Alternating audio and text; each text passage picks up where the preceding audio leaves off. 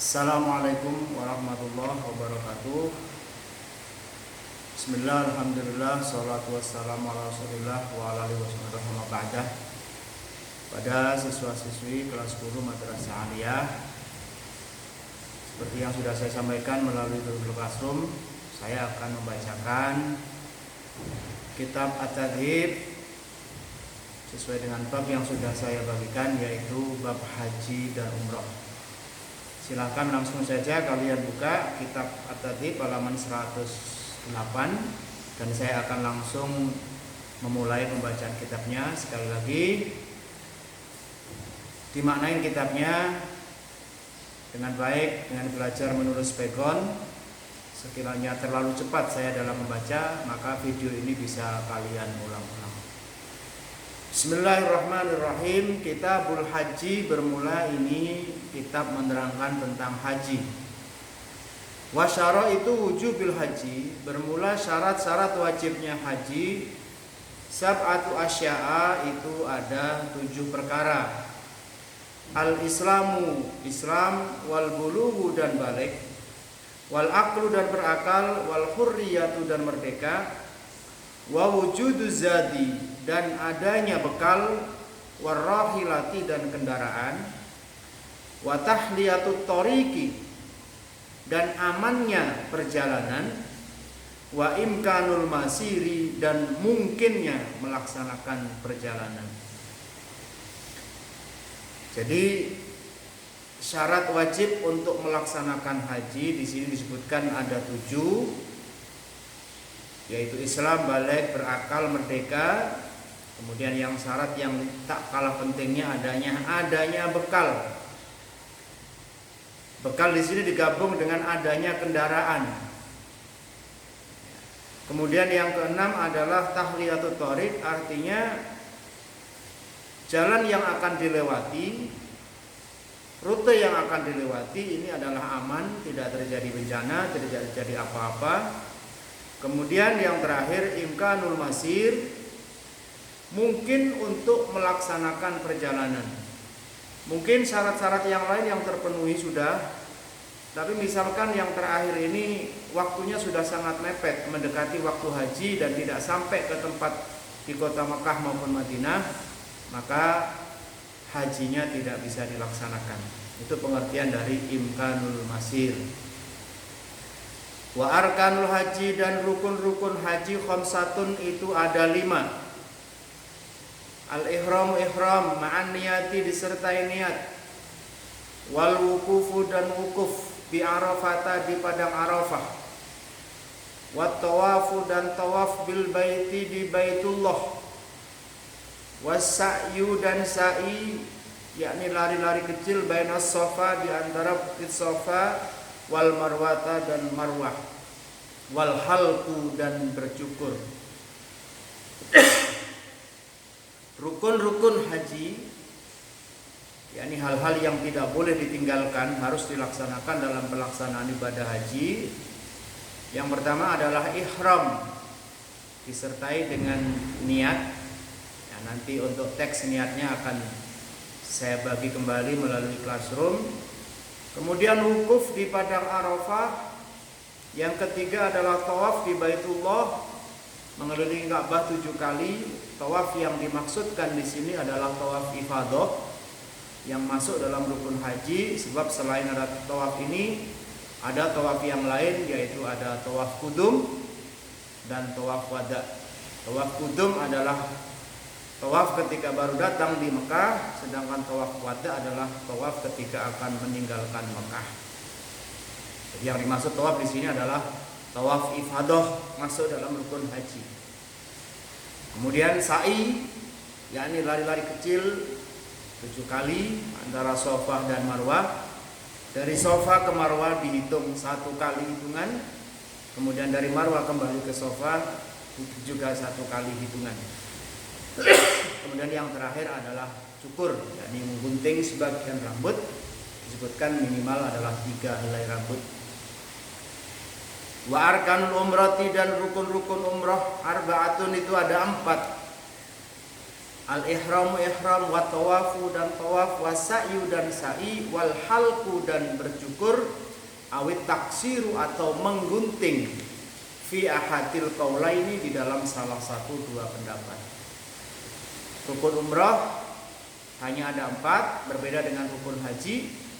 Kalau rukun haji ada 5, rukun umrah ada 4, perbedaannya adalah pada pelaksanaan wukuf di padang Arafah. Wa wajibatul haji dan wajib-wajibnya haji ghairul arkani selain daripada rukun-rukun. Salah satu asya'a itu ada 3 perkara. Al-ihramu yaitu ihram minal miqati dari miqat.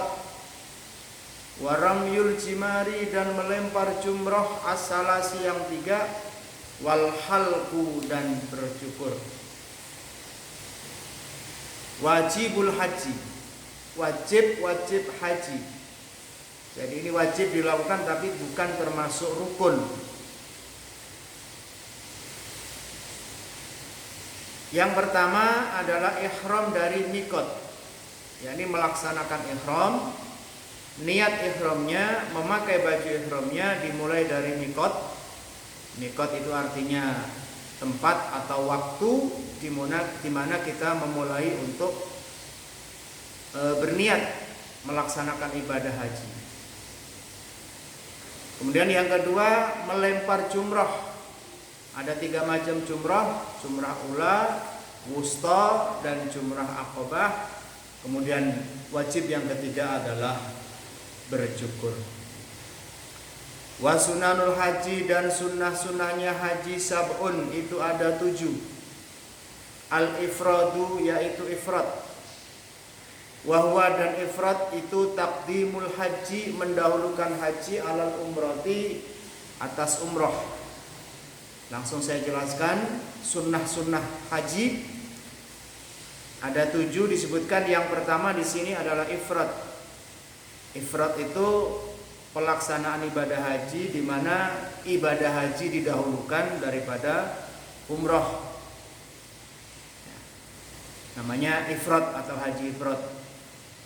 Ada pelaksanaan ibadah haji dilaksanakan dengan umroh bersamaan, namanya qiron. Sedangkan kalau pelaksanaan ibadah haji dan umroh mendahulukan umrohnya, namanya tamattu. Nah, jadi sunnahnya di sini adalah ifrad. Haji dilaksanakan terlebih dahulu baru kemudian umrah. Wat talbiyatu dan membaca talbiyah. Bisa kalian baca di bawahnya, paling bawah labbaik Allahumma labbaik dan seterusnya. Wa tawaful qudumi dan tawaf qudum. Seperti yang tadi sudah disebutkan di awal, yakni tawaf ketika datang di kota Mekah. Wal mabitu dan mabit, yakni bermalam di Musdalifah, di Musdalifah. Warakaat tawafi dan melaksanakan sholat 2 rakaat tawaf. Wal mabitu dan mabit atau bermalam di Mina, di Mina. Wa tawaful wada'i dan tawaf wada, yakni tawaf ketika akan meninggalkan Mekah. Itu sunnah-sunnah haji. Wa yatajarradu dan menyendiri atau berbeda ar-rajulu laki-laki indal ihrami ketika ihram, anil muhiti dari pakaian yang berjahit, wayal basu dan memakai izaron sarung, waridaan dan selendang, abyadaini yang putih kedua-duanya. Jamaah haji laki-laki dalam pelaksanaan ihramnya itu hanya memakai 2 lembar kain tanpa berjahit, hanya 2 kain panjang. Yang satu adalah kain untuk sarung penutup pinggang sampai bawah lutut, ya, atau sampai setengah betis. Kemudian lembar kain satunya adalah dipakai untuk penutup badan atau dipakai selendang. Ya, biasanya dipakai dalam bentuk selendang. Ini tadi adalah wajib haji, rukun haji, sunnah haji, dan syarat-syarat sahnya haji. Saya lanjutkan faslun wa yahrumu dan haram alal muhrimi atas orang yang ihram. Ini tolong diperhatikan, muhrim itu artinya orang yang ihram, orang yang melaksanakan haji. Kalau kita sering menyebut keluarga namanya muhrim, yang benar adalah mahram. Kalau muhrim itu artinya orang yang melaksanakan ihram. Wa yahrumu dan haram alal muhrimi atas orang yang ihram asyratu asya'a, ada 10 perkara. Perhatikan, ada 10 perkara yang harus ditinggalkan oleh orang-orang yang melaksanakan ibadah haji umrah. Lubsul muhiti, memakai pakaian berjahit. Wa taghtiyatur ra'si, dan menutup kepala. Minar rajuli, dari laki-laki. Wal wajhi, dan menutup wajah. Minal mar'ati, dari perempuan. Tadi sudah disebutkan, jamaah haji laki-laki hanya memakai 2 lembar kain ihram, tidak berjahit. Di sini ditambahkan lagi tidak boleh memakai tutup kepala. Baik ditutup dengan topi, ditutup dengan kain ihramnya, tidak boleh. Kalau perempuan tidak boleh menutup wajah. Mungkin sekarang ini umumnya masker, tidak boleh juga mungkin memakai masker. Watarjilul sya'ri, dan menyisir rambut. Wahalquhu, dan mencabut rambut. Wataqlimul adzafiri, dan memotong kuku. Wattibu, dan memakai wangi-wangi. Wa qatlus saidi, dan membunuh hewan buruan. Wa aqdun nikahi, dan akad nikah. Wal wat'u, dan bersenggama. Wal mubasyaratu, dan bersentuhan. Bisyahwatin, dengan syahwat. Jadi saya ulang, hal-hal yang diharamkan tidak boleh dilakukan oleh orang yang sedang ihram. Ya, yang pertama, tidak boleh memakai pakaian berjahit, tidak boleh memakai tutup kepala bagi jamaah laki-laki, tidak boleh menutup wajah bagi jamaah perempuan, tidak boleh menyisir rambut laki-laki maupun perempuan, tidak boleh mencabut atau memotong, menggunting rambut. Kemudian tidak boleh motong kuku, tidak boleh memakai wangi-wangi, tidak boleh membunuh hewan buruan, ya. Tidak boleh melaksanakan akad nikah, tidak boleh jadi wali juga.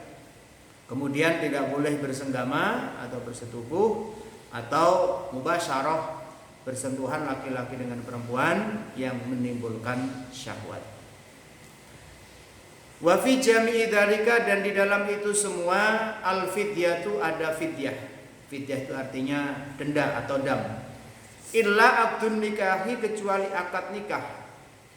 Fa innahu, maka sesungguhnya akad nikah la yanaqidu, itu tidak jadi. yakni nikahnya batal, tidak sah. Wala yufsiduhu, dan tidak merusak haji. Illal wat'u, kecuali bersenggama. Fil farji, di dalam kemaluan. Wala yakhruju, dan tidak keluar. Minhu, dari haji. Bil fasadi, sebab hajinya rusak. Orang yang melaksanakan haji kemudian melanggar larangan-larangan yang tersebut di atas, maka ada denda atau ada dam yang harus dibayarkan. Kecuali akad nikah. Disebutkan di sini akad nikah tidak ada dam, tapi nikahnya tidak berarti karena nikahnya tidak sah. Kemudian semuanya juga tidak bisa merusakkan hajinya, tidak membatalkan hajinya, asalkan damnya dibayar, kecuali jika di tengah-tengah ihram dia melaksanakan persetubuhan, hubungan suami istri, ya, maka hajinya menjadi rusak.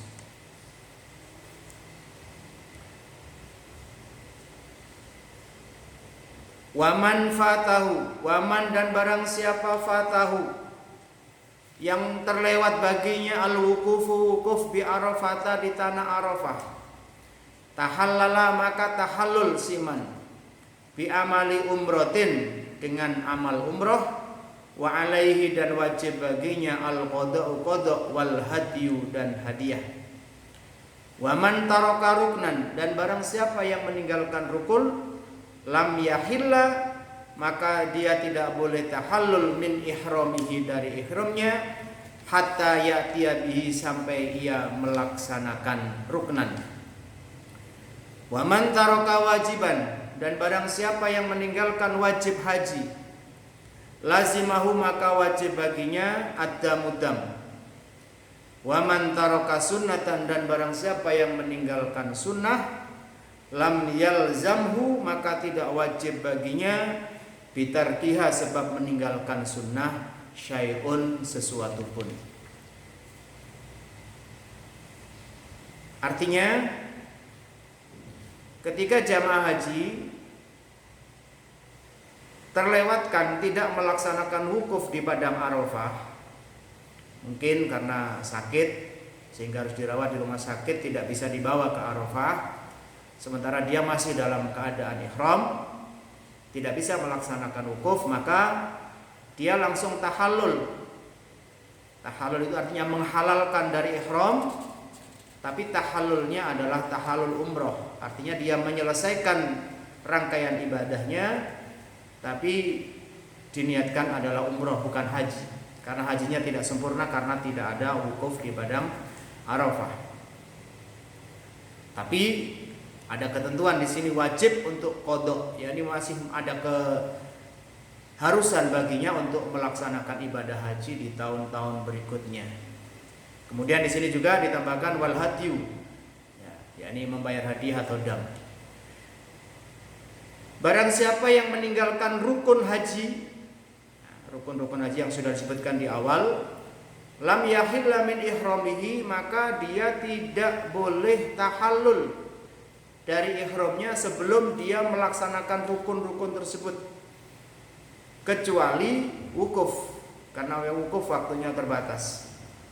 Belum sa'i, ya, harus dilaksanakan sa'inya dulu. Belum tawaf ifadah, maka harus dilaksanakan tawaf ifadahnya dulu. Sedangkan jamaah haji yang meninggalkan wajib-wajib haji yang juga sudah disebutkan di awal, bisa kalian buka kembali, ada dam, ada denda yang harus dibayar. Dan yang terakhir, jamaah haji yang meninggalkan, tidak melaksanakan sunnah-sunnah haji, maka tidak ada ketentuan apapun baginya, tidak ada dam, hajinya tetap sah, ya. Tidak ada hadiah, tidak ada denda, tidak ada apapun.